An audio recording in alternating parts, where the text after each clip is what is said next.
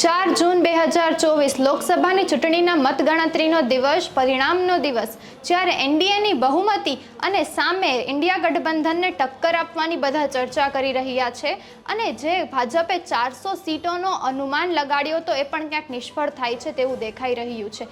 India ગઠબંધનને આ વખતે આટલો ફાયદો થઈ રહ્યો છે એના પાછળના મુખ્ય 5 કારણો છે. મુસલમાન મતદારો એમની સાઈડ છે, યુવકો ક્યાંક એમની સાઈડ ખેંચાઈ રહ્યા છે અને સામે એમની કોંગ્રેસમાં સુધારા દેખાઈ રહ્યા છે બધાઈને. અને બીજા પણ અન્ય મુદ્દાઓ છે જેનાથી આ વખતે આટલી ટક્કર આપી છે એમને, ભાજપને આટલી ટક્કર આપી છે અને એનડીએને. નમસ્કાર, ટકાટક મીડિયા સાથે હું હેમાંગી બા.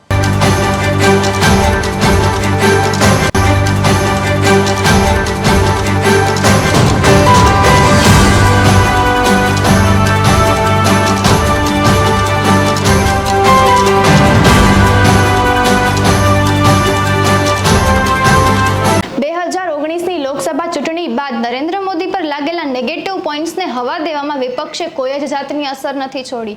ત્યારે એમ પણ કહેવામાં આવ્યું છે કે રામ મંદિરનો કાર્યક્રમ એક રાજકીય દ્રષ્ટિએ તો બરાબર હતો, પરંતુ વડાપ્રધાન પદે વિપક્ષમાંથી કોણ બેસશે એ કહી દીધું હોત પહેલાં તો પરિણામો કંઈક અલગ જ આવ્યા હોત. અને સાથે જ ચૂંટણીના પ્રચાર દરમિયાન જે નેરેટિવ સેટ કરવામાં આવ્યો હતો વિપક્ષ દ્વારા, એ નેરેટિવ બધાના મગજમાં ઉતરી ગયો છે. અનામતને ખતમ કરી દેવું અને બંધારણોને બદલાવવું. જ્યારે મોદી આમાં ચૂક ખાઈ ગયા છે ક્યાંક, જે લોકોના મગજ સુધી, લોકોના દિલ સુધી વાત પહોંચી નથી એવું લાગી રહ્યું છે.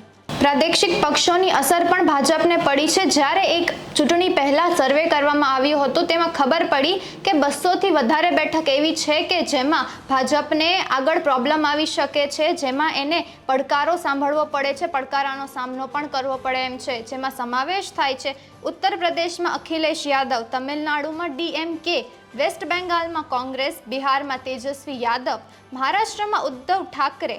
આવું કહેવામાં આવ્યું છે કે આ બધી જ બેઠકો ભાજપને લેવા માટે થોડો પ્રયાસ, થોડી મહેનત કરવી પડે એમ છે. જ્યારે ઇન્ડિયા ગઠબંધનને આ બધી જ વસ્તુઓનો ફાયદો ઉપાડ્યો છે અને કહી શકાય કે ઇન્ડિયા ગઠબંધન માટે આ 200 બેઠક લોટરીનું નામ છે. મુસ્લિમ મતદારોએ આપ્યો ઇન્ડિયા ગઠબંધનને સાથ. જ્યારે તમામ જ મુસ્લિમે ઇન્ડિયા ગઠબંધનને વોટ આપ્યો હતો, મત આપ્યો હતો, એમની તરફદારી કરી રહ્યા હતા, એમની તરફ હતા, ત્યારે એક્ઝિટ પોલના આંકડાને વિપરીત જ પરિણામ આવ્યું છે. ફરી એક વખત એ જાહેર થયું છે કે એક્ઝિટ પોલ ખોટું છે. દર વખતેની જેમ આ વખતે પણ ચૂંટણીમાં યુવાનોને જાગૃત કરવામાં આવ્યા હતા મતદાન દેવા માટે.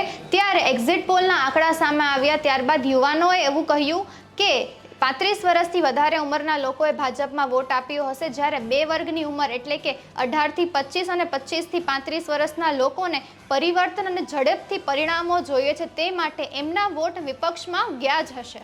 એન્ડ ઓફ ફ્યુચર ભારત જોડો ન્યાય યાત્રા, કે જેમાં 5 ન્યાય અને 25 ગેરંટી, કે જેમાં પ્રથમ નોકરીની ગેરંટી અને બીજું મહિલાઓના અકાઉન્ટમાં 1 લાખ રૂપિયાનું વચન, આ રાહુલ ગાંધી લાવ્યા છે. અને આખી ચૂંટણીના પ્રચાર દરમિયાન બધા જ મંત્રીઓએ લોકોના મગજમાં આ વાત ઉતારી દીધી છે.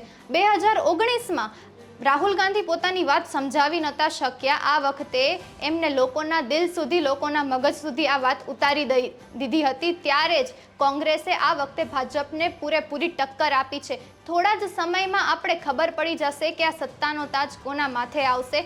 થોડા જ સમયમાં પરફેક્ટ આંકડાઓ આવી જશે, ગણતરી પતી જવાની છે. નમસ્કાર.